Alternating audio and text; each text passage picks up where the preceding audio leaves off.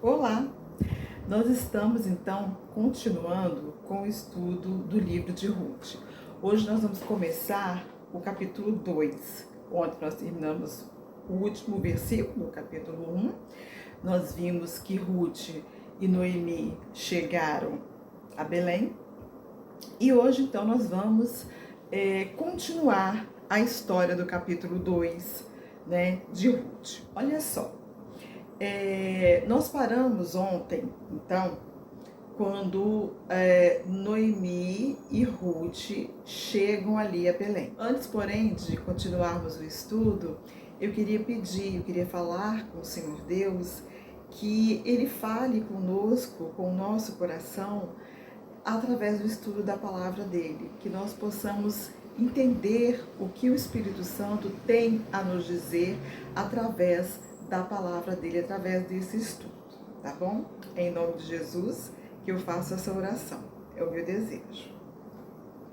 Olha só, nós paramos ontem que Noemi e Ruth retornaram, né? No caso, Noemi retornou a Belém e Ruth chegou, que era a primeira vez dela ali, né? Ela não conhecia nada dali, e elas chegaram então naquela terra, né, em Belém.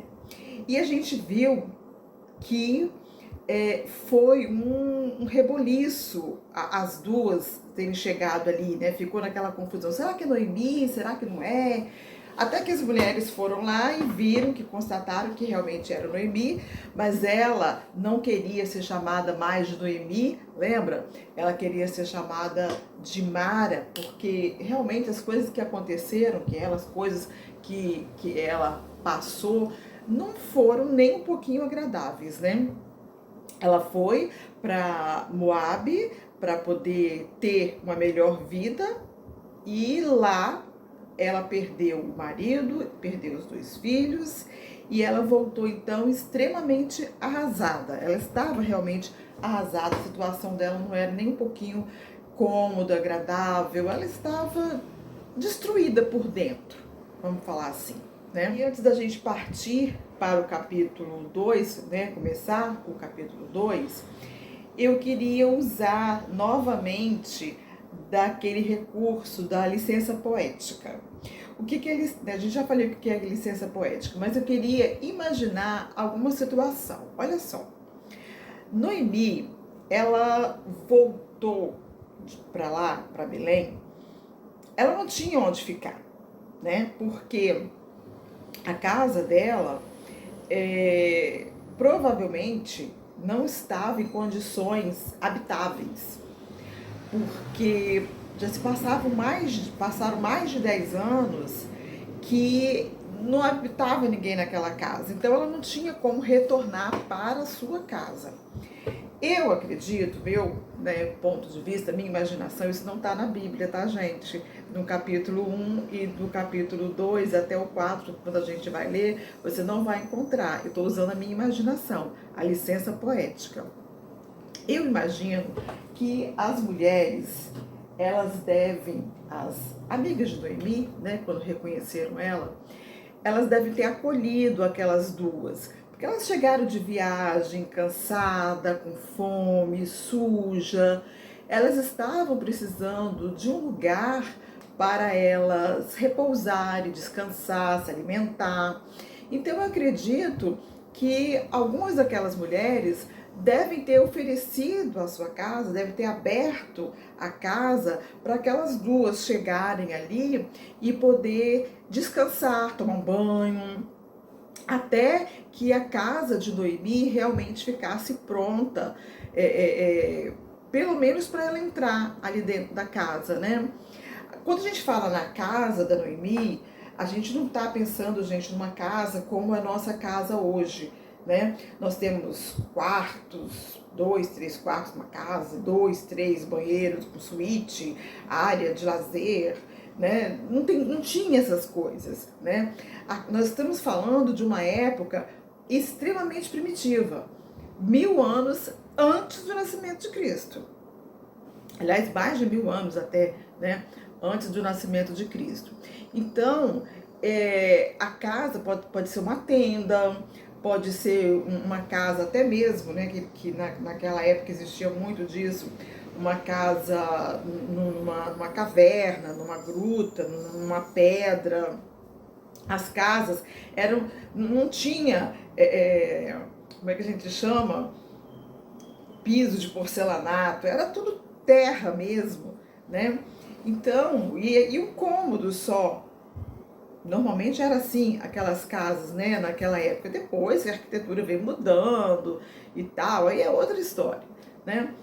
Então, até que a casa dela pôde recebê-la novamente, eu acredito que alguma das amigas delas possa ter acolhido as duas, né?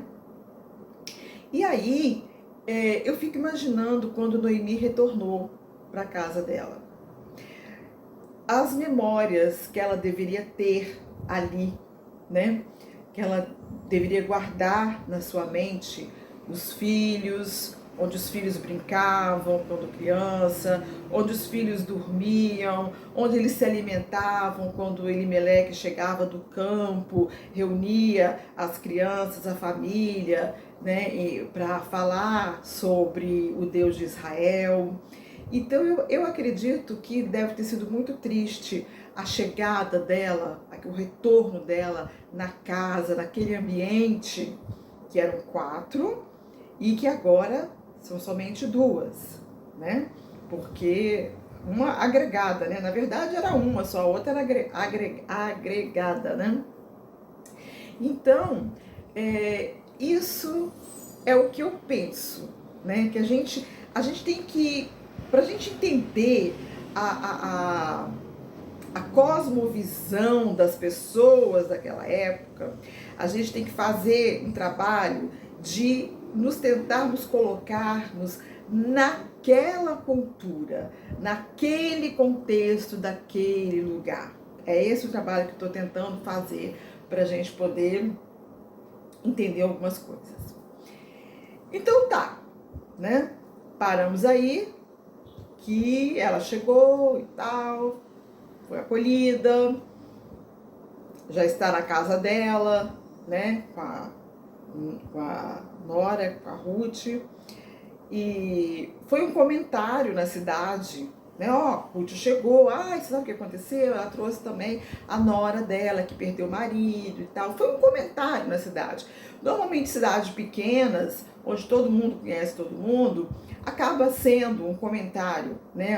Tudo vira novidade, né? Numa cidade grande, alguém chega, entra e sai, você nem faz ideia, né? Mas uma cidade grande, uma cidade pequena, como deveria ser ali, Belém, e que todo mundo conhecia Noemi, provavelmente foi o comentário da cidade, que nós vamos ver que realmente teve esse comentário. Mais para frente, nós vamos ver sobre isso. Então agora nós vamos pegar o capítulo 2, o primeiro versículo. Vamos dar uma lida? Olha só. Noemi, Ruth 2:1, tá? Noemi tinha um parente por parte do marido, por parte de Elimeleque, marido dela. Era um homem rico e influente, pertencia ao clã de Elimeleque e chamava-se Boaz. O engraçado é que quando você lê esse versículo, e depois você lê o segundo versículo, você pensa assim, o que esse versículo está fazendo aí? Né? Parece que ele está adiantando o processo, parece que o autor está querendo colocar logo Boaz na história, né? Que ele vai ter um papel extremamente importante na vida das duas. Então, ele parece que esse versículo está fora de lugar. Mas a gente vai ver que mais para frente a gente vai retornar a esse versículo. Por enquanto, vamos ficar só nisso. Vamos partir então agora para Ruth 2:2. Ruth, a Moabita, disse a Noemi: vou recolher espigas no campo daquele que me permitir. Vá, minha filha, respondeu-lhe Noemi. Olha só, gente. Noemi eu acredito que ela estava arrasada por dentro, por todas as coisas que aconteceram com ela, né? E Ruth era aquela que estava tentando levantar, né, a situação das duas, porque elas não tinham um homem para sustentá-las, que a gente já viu que era extremamente importante o papel do homem como provedor naquela sociedade. E eram elas que agora teriam que arregaçar as mangas, literalmente, e partir para o trabalho, né? Querendo ou não, gostando ou não, elas tinham que comer. A verdade é essa, né? Elas tinham que se alimentar. E como que elas iriam fazer isso? Através do trabalho. Então, como a gente já falou, que elas chegaram lá na época da colheita da cevada, que havia muito trabalho, muita gente participando daquela colheita, a Ruth pensou, eu vou também nessa daí, eu vou junto com esse povo, né? Porque eu preciso de me alimentar, não só eu, mas como a minha sogra, né? E ela fala que ela vai recolher espigas. Em outras traduções que eu peguei a NVI, em outras traduções, elas têm como respigar ou tem um outro nome, rebuscar, respigar ou rebuscar as espigas de cevada ou de trigo, porque havia esses dois tipos de plantação. Então, o que era isso, né? Anota para vocês verem, eu vou falar, mas eu não quero que vocês acreditem em mim, né? Eu quero que vocês acreditem na Bíblia. Então, eu vou falar o versículo, vocês vão lá na Bíblia e vão procurar. Em Levítico 19, de 9 a 10, fala como deveria ser feita a colheita. Então, normalmente, o dono da fazenda, eles não podiam deixar que os seus empregados recolhessem nos cantos da lavoura ali, somente pelo meio. Isso era uma coisa. A segunda coisa, quando eles recolhiam, normalmente naquele trabalho de recolher, de montar o feixe, né, que eles os homens iam na frente, ceifando, né, cortando as espigas, os feixes, e as mulheres, as servas, elas iam atrás, recolhendo, fazendo montes de feixes e amarrando para colocar num determinado canto, para depois debulhar, vender, trocar, fazer o que tem que ser feito, né? E a regra era o seguinte, quando caísse algumas dessas espigas no chão, não podiam pegar. Então, olha só, eram duas regras. Nos cantos da lavoura, da plantação, e aquelas espigas que caíssem não poderiam ser pegadas ali, né? Então, por quê? Porque o próprio Senhor Deus, ele falava isso, né? A terra que eu vou dar para vocês não é uso próprio só de vocês, né? Vocês têm que pensar nos pobres também, naqueles que não têm o que comer. Então era uma lei, uma regra que as pessoas pobres, estrangeiras, viúvas, que era tudo o caso, né, de Noemi e Ruth. Então, essas pessoas pobres, estrangeiras, elas deveriam então ir lá e pegar aquelas espigas que tinham caído e também aquelas que estavam no canto. Elas não iam junto com os trabalhadores, elas iam lá atrás, depois que os trabalhadores passassem. Aquilo que ficasse no chão, elas pegavam, né? Então, isso que é respigar ou rebuscar, é pegar as espigas que estavam ali.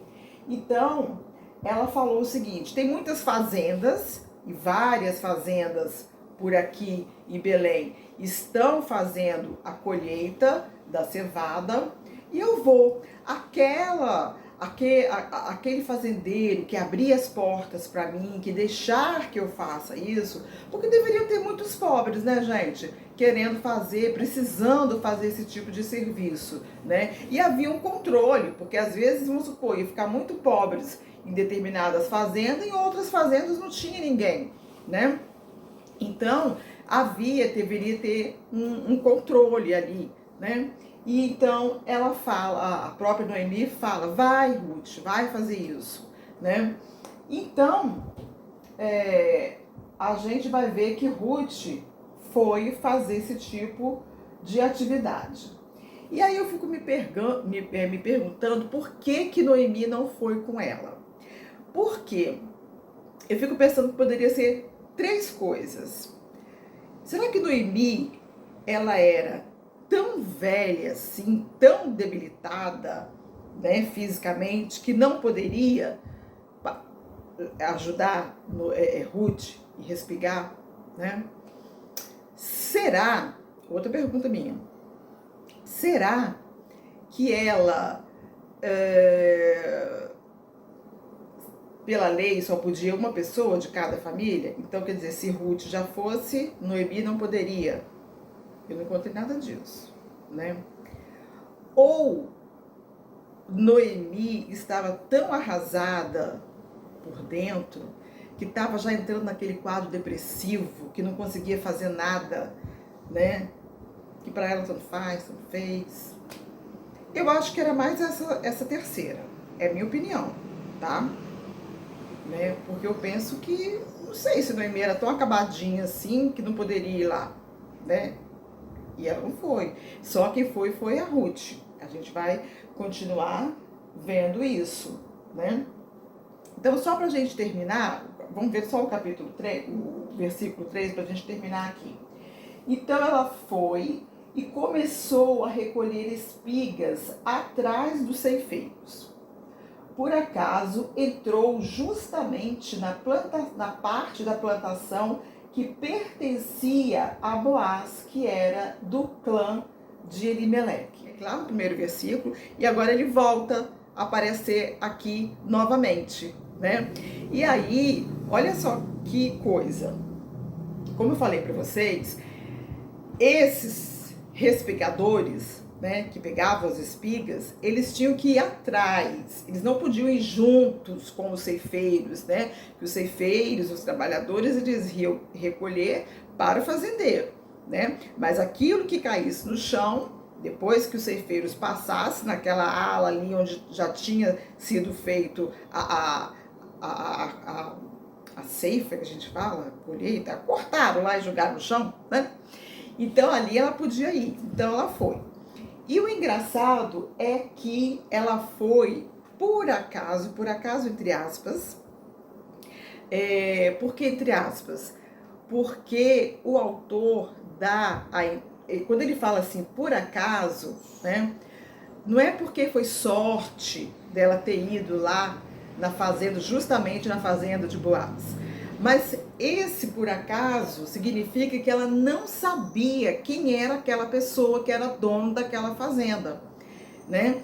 A Noemi falou com ela, ó, Boaz tem uma fazenda, você vai lá e tal, na fazenda dele, porque ele é nosso parente. Não teve esse tipo de conversa. Ela não sabia quem era Boaz, ela não conhecia ninguém ali, né? Ou talvez ela deveria estar conhecendo poucas pessoas, né? Depois que ela chegou e tal. Mas ela não sabia nada disso. Então, quando esse por acaso aqui está falando exatamente isso, né? Que sem saber, coincidentemente, ela entrou para trabalhar na fazenda de Boaz, né? Que era parente da Noemi, certo? Então, olha só. O que eu acho interessante, né, só para fechar esse nosso estudo agora, é que na vida do servo do Senhor não tem por acaso, não tem sorte, não tem azar, não tem coincidência.